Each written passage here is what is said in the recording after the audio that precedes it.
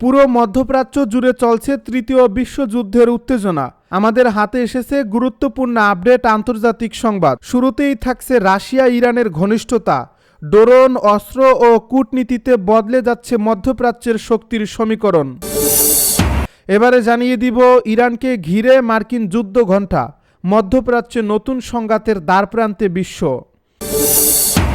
সব শেষে জানিয়ে দিব যুক্তরাষ্ট্রের চোখ এড়িয়ে ইরানের ভূগর্ভস্থ ও পানির নিচের মিসাইল সাম্রাজ্য, হরমুজ প্রণালী ঘিরে বাড়ছে বৈশ্বিক উদ্বেগ।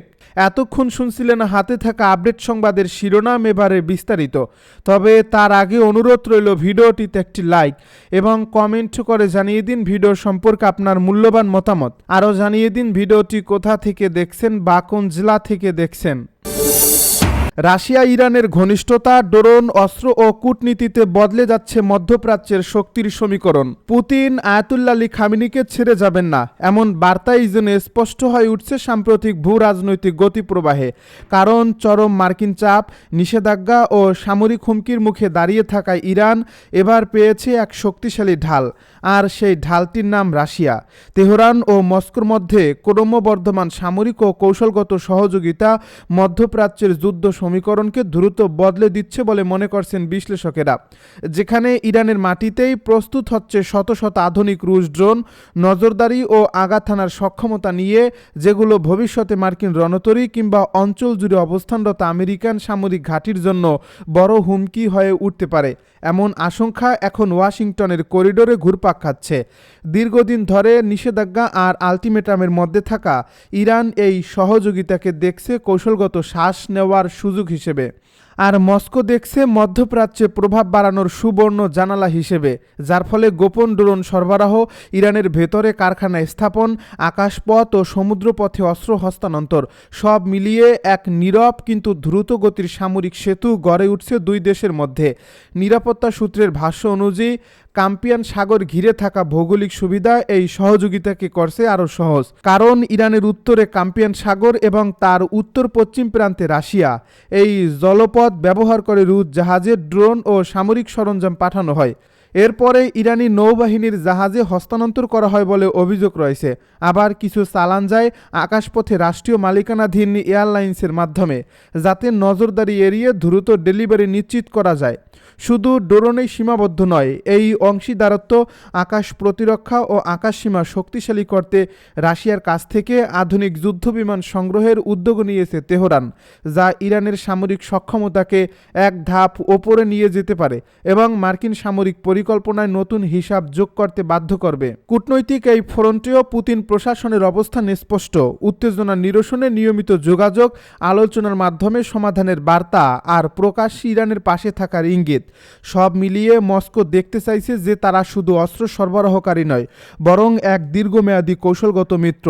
আর এই সমর্থন নিছক বন্ধুত্বের প্রকাশ নয়, বরং আমেরিকার একক প্রভাবকে চ্যালেঞ্জ জানিয়ে মধ্যপ্রাচ্যের শক্তির ভারসাম্য নতুন করে সাজানোর প্রচেষ্টা।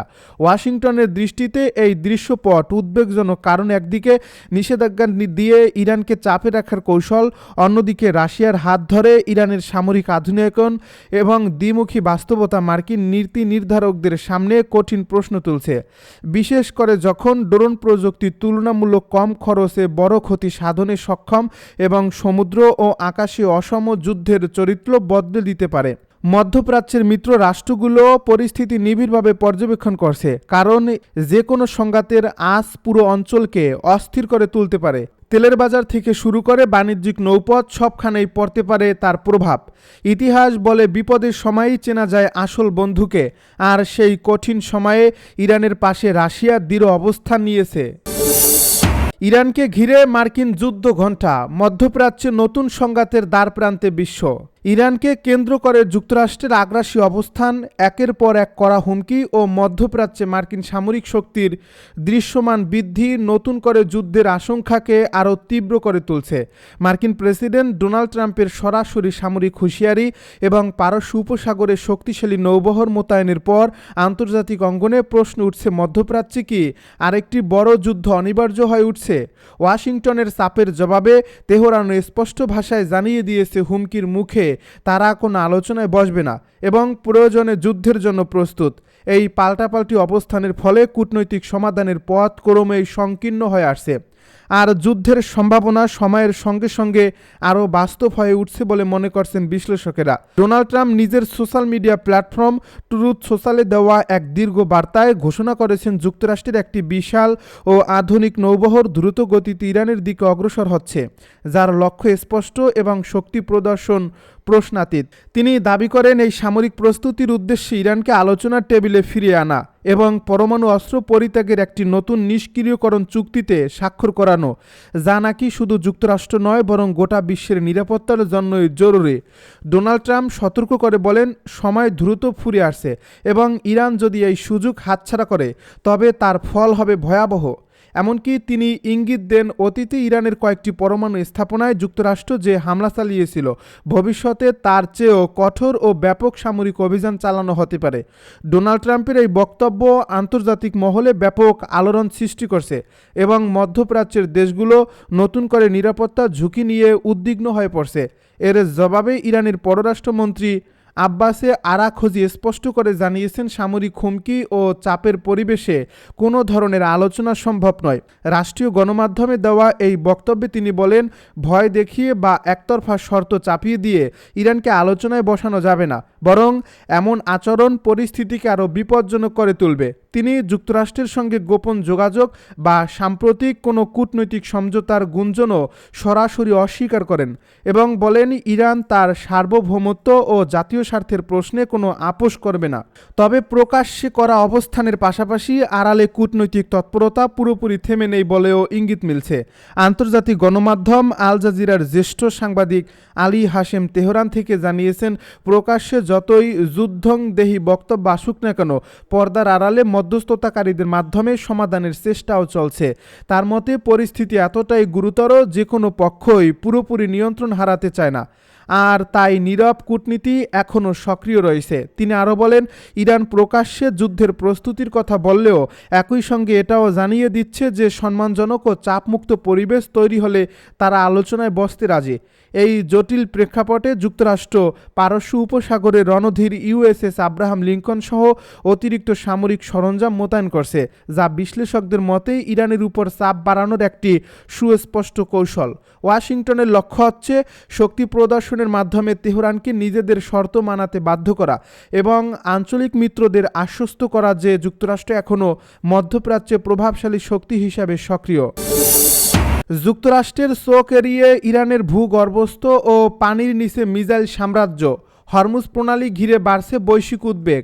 যুক্তরাষ্ট্র ও পশ্চিমা বিশ্বের দীর্ঘদিনের নজরদারি, নিষেধাজ্ঞা ও সম্ভাব্য বিমান হামলার ঝুঁকি মোকাবিলায় ইরান গত কয়েক দশকে ধাপে ধাপে গড়ে তুলছে এক বিস্তৃত ও অত্যন্ত গোপন সামরিক অবকাঠামো, যার কেন্দ্রবিন্দুতে রয়েছে মাটির গভীরে এবং পানির নিচে নির্মিত বিশাল মিসাইল টানেল নেটওয়ার্ক।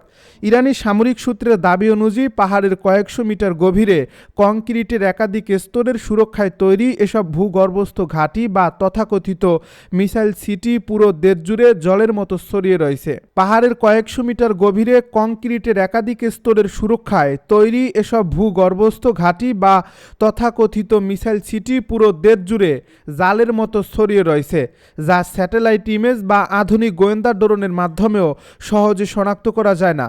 আর এই টানেলগুলোর ভেতরে সবসময় প্রস্তুত অবস্থায় রাখা হয় হাজার হাজার দূরপাল্লার ব্যালিস্টিক ও ক্রুজ মিসাইল, যেগুলো স্বয়ংক্রিয় ও আধুনিক লঞ্চিং ব্যবস্থার মাধ্যমে মুহূর্তের মধ্যে আঘাত হানতে সক্ষম, যার ফলে শত্রুপক্ষ প্রথম দফায় আক্রমণ চালালেও ইরান মাটির নিচ থেকেই ব্যাপক ও বিধ্বংসী পাল্টা হামলা চালাতে পারবে বলে সামরিক বিশ্লেষকদের ধারণা।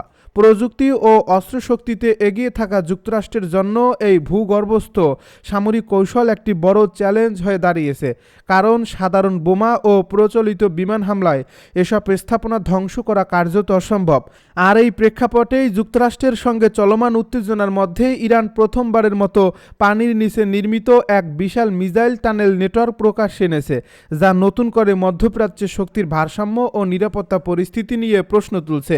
ইরানের রাষ্ট্রীয় দেশীয় টেলিভিশনে সম্প্রচারিত ভিডিও ফুটেজে দেখা যায় ইসলামিক রেভলিউশনারি গার্ড কর্পস বা আইআরজিসির নৌবাহিনীর প্রধান আলী রেজা তাংশিরি একটি সুবিশাল পানির নিচের সুড়ঙ্গের ভেতরে দাঁড়িয়ে আছেন, যেখানে সারিবদ্ধভাবে সাজানো রয়েছে শত শত দূরপাল্লার ক্রুজ মিসাইল। আর তিনি জানান যে পারস্য উপসাগর ও ওমান সাগরে অবস্থানরত মার্কিন যুদ্ধজাহাজ ও সামরিক বহর মোকাবেলার উদ্দেশ্যেই সমুদ্রের তলদেশে এই নেটওয়ার্ক গড়ে তোলা হয়েছে, যেসব মিসাইলের পাল্লা 1000 কিলোমিটারেরও বেশি এবং যেগুলো অত্যাধুনিক গাইডেন্স সিস্টেমের মাধ্যমে লক্ষ্যবস্তু শনাক্ত করে অত্যন্ত নির্ভুলভাবে আঘাত হানতে সক্ষম।